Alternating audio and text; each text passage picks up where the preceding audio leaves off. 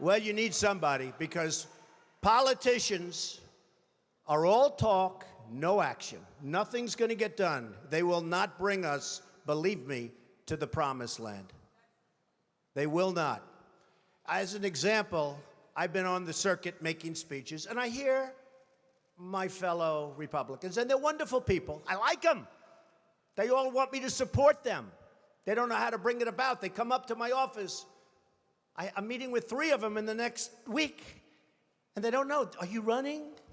Are you not running? Could we have your support? What do we do? How do we do it? I like them. And I hear their speeches. And they don't talk jobs, and they don't talk China. When was the last time you heard China's killing us? They're devaluing their currency to a level that you wouldn't believe. It makes it impossible for our companies to compete. Impossible. They're killing us. But you don't hear that from anybody else. You don't hear it from anybody else. And I watch the speeches. Thank you. I watch the speeches of these people, and they say, the sun will rise, the moon will set, all sorts of wonderful things will happen. And people are saying, what's going on? I just want a job. Just get me a job. I don't need the rhetoric. I want a job. And that's what's happening. And it's going to get worse because remember, Obamacare really kicks in 2016. Obama is going to be out playing golf. He might even be on one of my courses. I would invite him. I actually would say. I have the best courses in the world, so I'd say, you know what, if he wants to, I have one right next to the White House, right on the Potomac. If he'd like to play, that's fine. In fact, I'd love him to leave early and play. That would be a very good thing. But Obamacare kicks in 2016. Really big league. It is going to be amazingly destructive. Doctors are quitting. I have a friend who's a doctor, and he said to me the other day, Donald, I never saw anything like it. I have more accountants than I have nurses. It's a disaster. My patients are beside themselves. They had a plan that was good. They have no plan now. We have to repeal Obamacare, and it can be replaced. And it can be replaced with something much better for everybody. Let it be for everybody, but much better and much less expensive for people and for the government. And we can do it.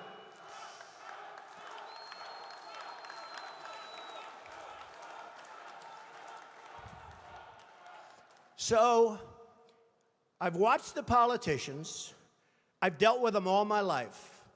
If you can't make a good deal with a politician, then there's something wrong with you. You're certainly not very good.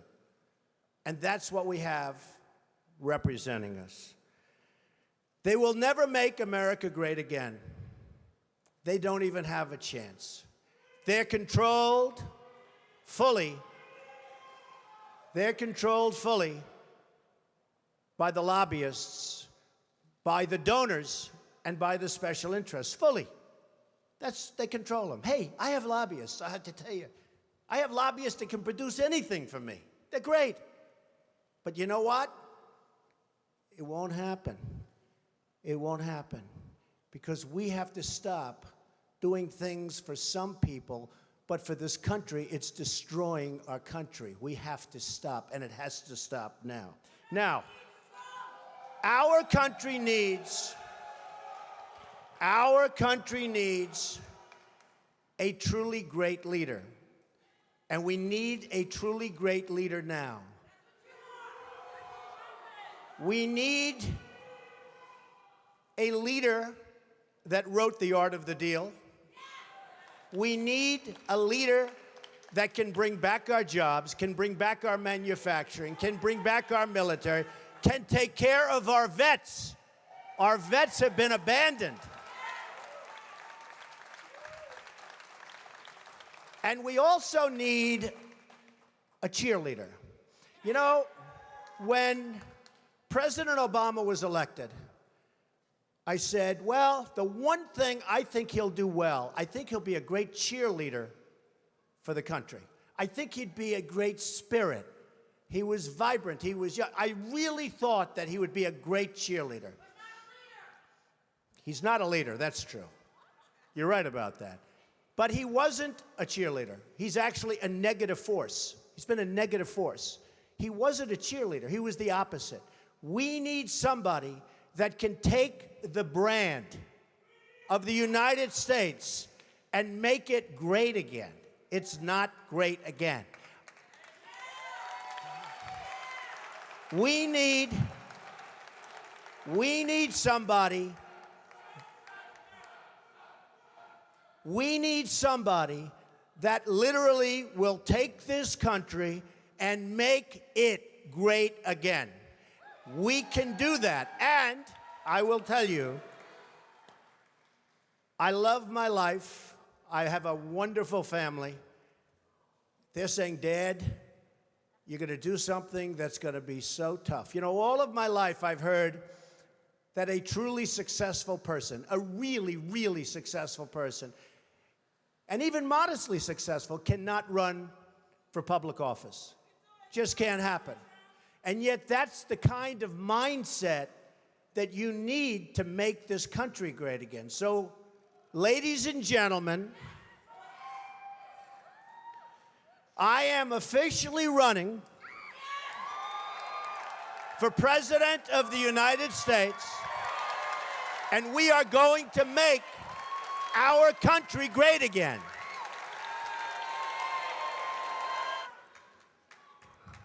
It can happen. Our country has tremendous potential. We have tremendous people. We have people that aren't working. We have people that have no incentive to work. But they're going to have incentive to work. Because the greatest social program is a job. And they'll be proud, and they'll love it, and they'll make much more money than they would have ever made. And they'll be doing so well, and we're going to be thriving as a country. Thriving. It can happen. I will be the greatest jobs president that God ever created. I tell you that.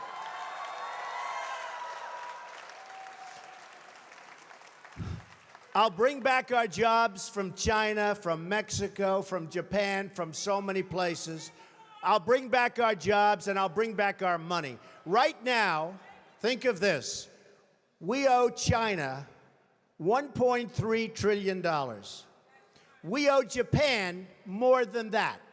So they come in, they take our jobs, they take our money, and then they loan us back the money, and we pay them in interest. And then the dollar goes up, so their deal's even better. How stupid are our leaders? How stupid are these politicians to allow this to happen? How stupid are they?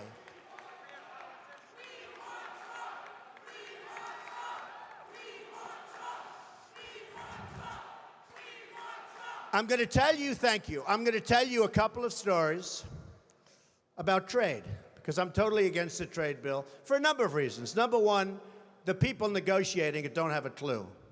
Our president doesn't have a clue. He's a bad negotiator. He's the one that did Bergdahl. We get Bergdahl, they get 5 killer terrorists that everybody wanted over there. We get Bergdahl, we get a traitor. We get a no-good traitor, and they get the 5 people that they wanted for years, and those people are now back on the battlefield trying to kill us. That's the negotiator we have. Take a look at the deal he's making with Iran. He makes that deal, Israel maybe won't exist very long. It's a disaster, and we have to protect Israel. But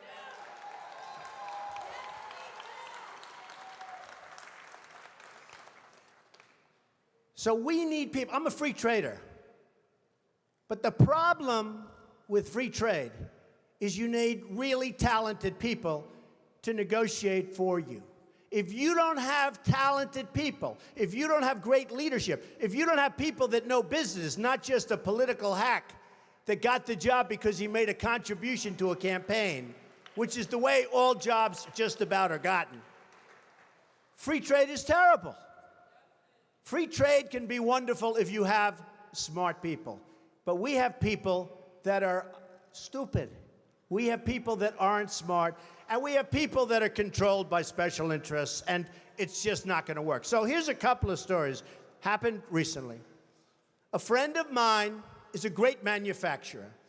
And you know, China comes over and they dump all their stuff, and I buy it.